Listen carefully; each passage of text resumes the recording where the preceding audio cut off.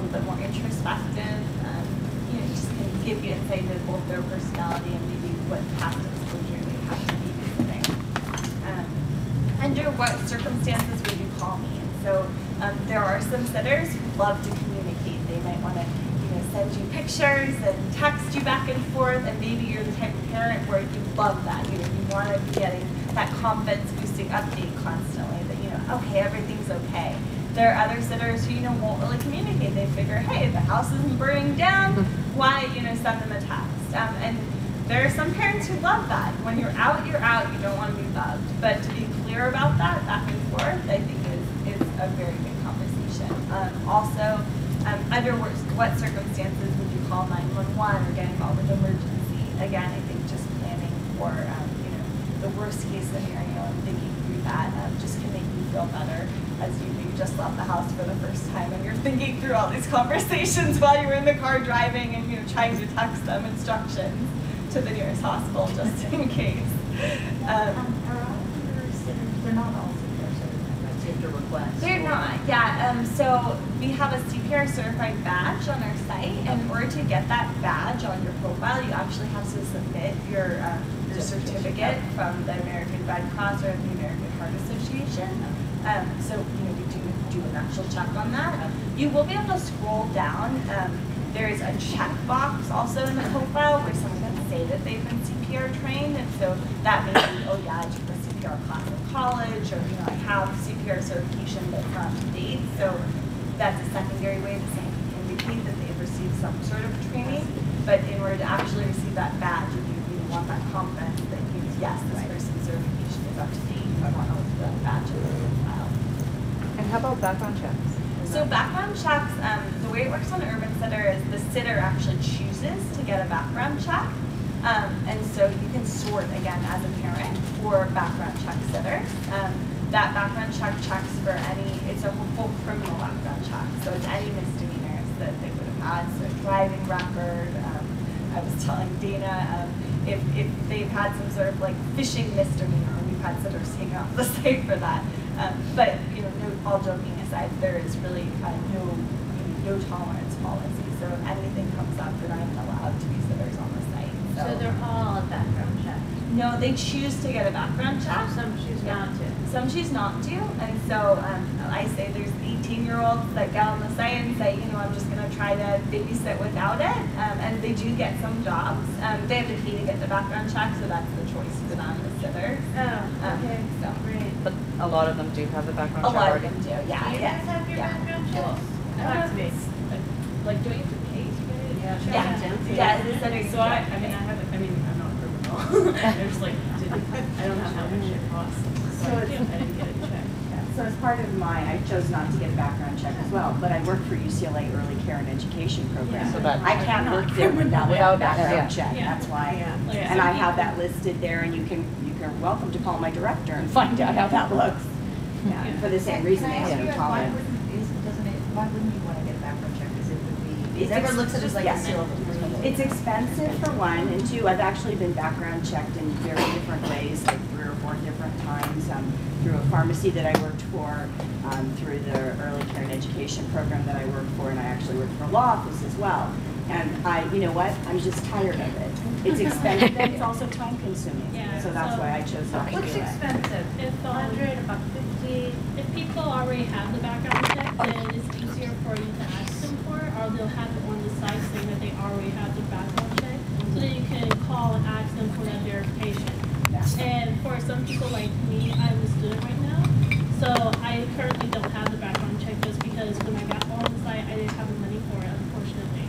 But if parents were to ask me to go ahead and get it, now that I do have more money, I could go ahead and get it. Yeah, because you may, because when you switch careers or jobs, you may not have had any issues prior, but then you go work for someone else and maybe you got a DUI.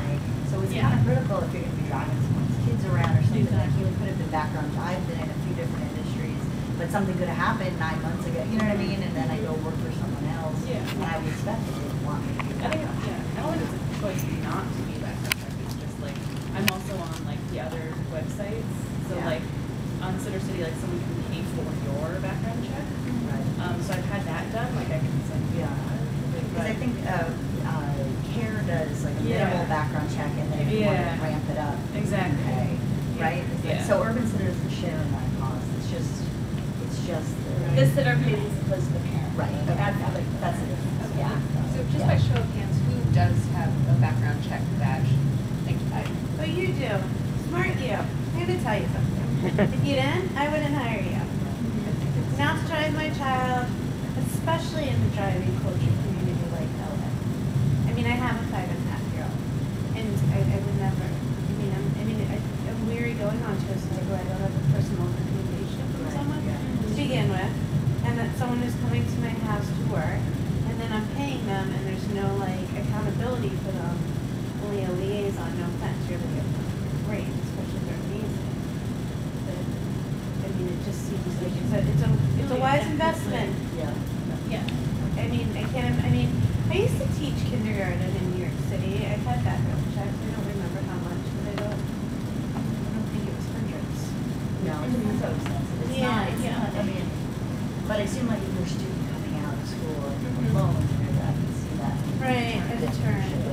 Yeah, like, I know a lot of babysitters, especially just because I understood I know more babysitters that are students, and some of the students already do have background checks, but I've never heard any of them say that if they were to be asked to get a background check, that they want to get one. No, it's just that at the time when they became a babysitter, they just didn't have the funds to get it, and so they continued without it. Like, I recently got my certification, my CPR certification, just because I got the funds to actually go through that process. So it's just a working process, getting everything done, not having all the funds for it right away. Unfortunately, that's one of the things that I have to deal with in my life, and something that a lot of people as a babysitter have to deal with. But we're always open to discuss more. We're always open to get anything that you would feel more safely with, to have us be there for you and your kids. Because this is a very big process, and we know that as babysitters. So speaking for myself, I think I would even be willing as a parent to support and maybe do half-half, or if I'm really interested in this person, I'd say let's split the costs or see, and then I'll have a recent background check, because what's background check mean? When was that background check done? Absolutely, I do like the To paper, which but then you have to extent? use it and they don't work out, and you're paying and paying and paying. I mean, I don't know, just one general business question. Sure. If there is a membership fee to become a member of the urban, your sitters aren't available to just everybody in the public. I mean, when you pay that membership fee, some of that should go towards the cost so that every person listed on your website is background checked. Because I agree. I mean, I've never hired a nanny who I did fully background checks, driving record, like everything. And if you're having the service where it is so, it's immediate, it's ready to go, it's the Uber babysitting, like, you're not going to call up some stranger and be like, yeah, I'll take care of my kids, last minute notice, 30 minutes, I don't know anything about you. And maybe some Facebook friends of mine, or friends of friends of friends of friends of mine say you were okay. But, if it's a premium, elite service of everybody's been background checked, everybody's been screened, every urban sitter is amazing, that's a different story. That's a Yeah. different story. I think that that's definitely something that we've discussed at the corporate level. But I recognize it's expensive. Yeah, and I think it does just come down to the cost, like how much more would you want that subscription fee to be? Is it like, that's always the question. Does the cost get passed on to the parent, or does it cost on to the babysitter? So, I mean, a little bit. Sitters would pay something to be listed because you're a referral service for them. Sure. So it can go both ways, some of it, Or a payment plan for, I hear. that's not. Yeah, we're digressing. That's like a larger conversation. I'm just curious, though, listening to parents here and as a parent myself. I've hired regular care nannies for my kids. I did not do a background check. So, I'm wondering if psychologically, if the issue is, if 3 of my friends in my preschool say, we have a great nanny and she needs, mornings, and I said, great, like I didn't do a background check. Whereas is the issue then, is the concern that the marketplace is different. It's not you having a conversation in the hallway of your preschool, and it's an online conversation, and that's what's triggering this anxiety, right? I think that's part of it, but I also think, honestly, even if I had a conversation with my preschool parents and friends in preschool and said, hey, I really like this girl, Susie, I still wouldn't probably have a background check because I think it's just, and they may not know, and you may discover, there are plenty of cases where you discover something about someone that they might not have known, and, you don't want to be a mistake for the accident, so it's, if I would never forgive myself if I hired someone who, had a DUI, didn't know about it, and they were driving my kids, and something happened, they showed up to work, or who knows? You just don't know, and it's not like it's thousands of dollars for a background check. It's not cheap, but there are so many services now. I'm Googling that right now. How much it costs. Yeah. Sorry. Yeah. Like we all have phones here. Yeah. But you can incorporate I'm good at background checks too.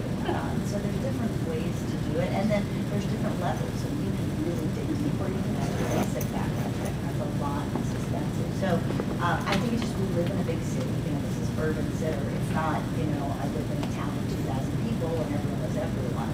And I think it just, why people are a little bit nervous about who we're hiring, especially when it's not, a recommendation from, your mother or something, or the woman who you grew up with.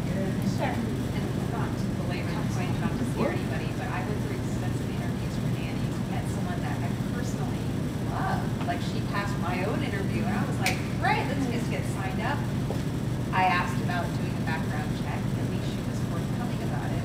But she had dated a guy who was in prison now, and her brother was in prison for theft and battery. And you know what? Even though it wasn't her,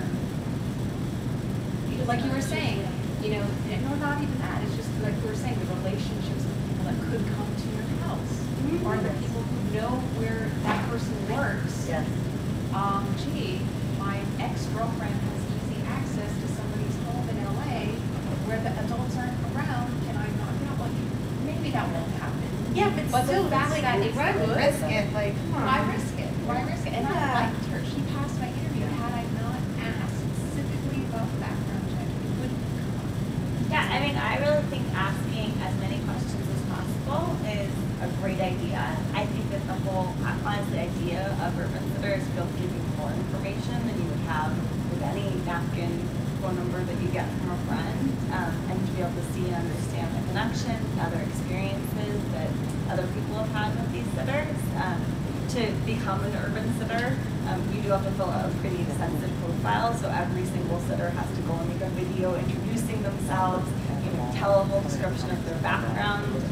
You can choose, I tell people basically, if you want to choose a background check sitter that has 20 reviews, who has a PhD in child development and speaks French, you can find that person on our site. If you want a selection pool that is bigger, then you take some of those check marks away. But you really can be very, very selective. And you can also contact people and set up interviews in exactly the way you want to. And so it really is.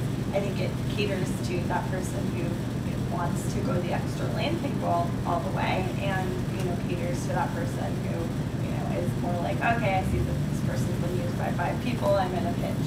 Let's do this quicker. But it sounds like most of your sitters want to do a background check. So it's Yeah, not and as if- actually, a good tip for them, it actually for any of these ladies, to get a background check if they want to work an urban sitter event, they can get a free background check for a year. So if you ever, yeah, like this event, if they wanted to get a background check, they can get it. And if you ever run into sitters on the site, that's There you what go. here in LA. Because we want to encourage people, who are involved in the community to get on the site. So that's great. Is there an option for parents to pay for the? No. Yeah, that is one difference we have from like Care.com or Seriously. Basically what ends up happening when we do that is that people, like Dina would pay for you to get a background check, but then 20 other parents might pay for you to get a background check. And so it kind of creates waste in that, like, yes, there's that parent who wants like their own individual background check, but They don't get like a badge. like, yeah, it's They like, don't need it. 20 times the pay versus you just deciding, okay, I got my background check once. So that's from our perspective, And the other thing for the background check, for instance, I'm through UCLA Early Care and Education. That background check stays in play while I'm employed at UCLA. So if I were pulled over for a DUI tonight, they would be called by tomorrow morning. They would know about it, and I would not be allowed to work. And so that's how present it is. So I might take you up on the free background check for Urban Sitter, but I already know I have something very secure in place. Gotcha. Yeah, it becomes a filtered thing between Yeah. at the end of the day. Yeah. People just uncheck that box, and then you don't come up and search it all. But Got it. And I just want to throw this out there, anecdotally, because I think there's a big difference between looking for full-time care in your home and the situation that we will all find ourselves in when we need a sitter, for a pinch or for a Saturday night concert or whatever it is that comes up in life. We will need a sitter and your full-time caretaker not available.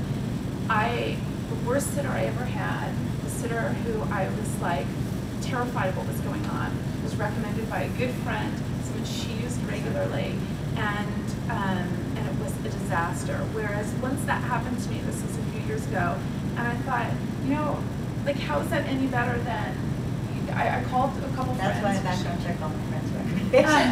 But would you, Exactly. but if you're in a pinch, right, and you need, for whatever reason, life throws your way, you need a sitter, and there's not time always to run a background check. I mean, I'm a lawyer, there's just not always, that's just not always a practical thing that life will show you, and so after that sort of mental hurdle of it couldn't be any worse than that, whereas online, of any service, I'm working for a sitter, but as a parent and a problem solver for parent problems. So when I can get online and I can see Coco, who I had the other night, that's 50 repeat families and a background that really resonates with me and my kids, when she came over. And I don't even remember, to be honest, if she had a background check or not, which is, if you talk to me, yeah, that's something, an ideal and a resume I value. But what I really valued more was when this person came to my house and she was a competent professional about, looking to earn some extra money, and that kind of, at the end of the day, that's sort of real world timing, and it's different. I think it's two different problem sets. It's not how I would treat a full-time caregiver coming into my home from 9 to 5, but when life throws you a curveball, you have to adjust. I mean, just not to be blunt, I get what you're saying, but I still put as much consideration into someone coming over 2 hours as I did for 2 years, and I wouldn't take any more chances with someone. But that's just me. That doesn't mean that's everyone. I'm more cautious. Right, I'm gonna call you if I need a sitter. You can call me because my girl have checks and Yeah, but I get what you're saying. Is that in a pinch, the one thing you do have is your community and people will sort of as a seal of approval saying, "Oh, this is a good experience. This person was nice." But I still do think. I mean, what percentage of people do you think have background checks? I think a majority. Yeah, so then that wouldn't be an issue for I- us. Then, so we could go to only the background check people and say, "Hey, this is the person that we have." I mean, not to bully them, but just for me, I feel very different about just because I've heard horror stories within a half an hour. So I just don't. I won't. Yeah. I also think that's where reviews really come into play. Because someone has a shitty situation, they give them a 2-star review, and then you can get on the site and see that they have a 2-star review. So, because there are, we all want to believe background checks are perfect, but there are there are things that people do that are wrong that are not misdemeanors. So that's where, having the background. I think Or we're friends. Background check. You have an extensive, they do immediate family, and they do There are different levels of every service in the world. Yeah. So just to finish up the interview questions, I also like to talk to sitters about a favorite family that they've ever worked for. Also, I think it just tells you a little bit about, if your family is a good fit for them. Sometimes parents, are so focused on, do I like this sitter? They don't sit back and think about, would this sitter call me one of their favorite families? Is this a job that they're going to be looking forward to going to, or is this just, something that, pays the bills and they've got, better things to do? I think that will definitely change their approach to working with your kids. Obviously, you want them to be excited about coming in every day, and if you're a type A person and they're, more creative and feel like, okay, I'll follow your rules, lady, but this is a little much. It's just not going to be fun for either of you. So, don't try to fit a square peg into a round hole. Like find someone that works for you really and your kids. Also, talking to someone about how they were raised. I think that, you know, as much as how they are parents or how they, you know, work as sitters is all important, but kind of understanding, you know, where are these stories that they're telling your kids coming from, and, you know, what background are they coming from? Did they come from a big family or a small family? Well, you know, it seriously changed the way that they approach your children and make a big impact. Also, if they have children themselves, you know, coming into that, I think that there's a couple of issues there. One is, you know, do they have the experience of being with kids when they're on their worst behavior and their best behavior? Do they have experience with, you know, kids with sleeping problems? And then, you know, also beyond, you know, the experience issue, do they have kids that are going to be coming into this relationship with your kids in any way? It's just something you want to get really comfortable with before you have them on a consistent basis. What is off limits when they babysit? This is a really good one, I think, just to ask and see what they say. Because if they're coming up with things that are already on your set of rules, again, and looking at what's aligned, then, you know, it's not a trick question, but if they already see the TV is off limits and so do you, then it's one less negotiation to have or think that, you know, you feel like you're pushing uphill. Is the cell phone off limits? Is candy off limits? I think that there's one level where you're communicating rules, but if they already, you know, see their restraints as the same as yours, again, just kind of less to negotiate back and forth and less nervousness on your end. And then do you believe tidying the house is part of the job and kind of understanding what they see? As that, again, I think you can be very clear about your expectations and, you know, you can do that in writing as opposed to in some, you know, awkward conversation. I just find the way I work and I like that better. But I think, you know, asking them what they see as their role sometimes can make it more comfortable for all of us as parents. And adding or, you know, deleting from that is always a little easier than having to have the conversation after a job has occurred, you know, or just never hiring them again. Maybe your kid, you know, thought like Sally was the best babysitter on earth, and you're like, oh God, really? I don't really like the fact that there were books all over your room or something. Because I think that's the one thing that to me can kill a babysitter very quickly. For all you sitters too, if you come home and like the diapers on backwards or there's like trash everywhere, it just, I mean, they may have had the best time ever, but it's just, you're just not going to invite them back. So again, expectations are everything. I think there's one, just, you know, sitters knowing what they're doing, but there's also, you know, everyone has different standards, everyone has different rules. Maybe they don't even know where the trash can is in your house. You know, have you thought about showing them? It's not necessarily that easy if they're coming into a new home and a new environment. And then finally, one that I make the terrible mistake of having a conversation about all the time is pets. I have a cat.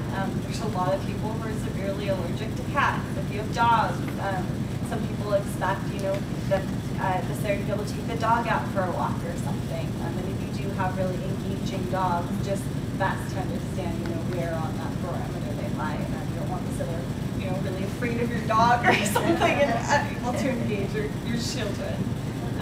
Any other questions that you guys have asked before or just helpful? For us, experience multiples because we have different ages, and that's like a really important question for me. Yeah. Tell me about, do you like working with twins plus an older child? Okay. What are your experiences like? What are your difficulties? What do you see as hard? And you know, what makes you happy to be doing? So seeing what they come up with. Yeah, that's great. Anything else? Okay, well then, without further ado, I think I'll have each of you guys just stand up and say your name and your location and a little bit about your experience. So just cursory, you know, glows. And then we'll divide you guys up into groups and have them. So the way that works, basically you get 3 minutes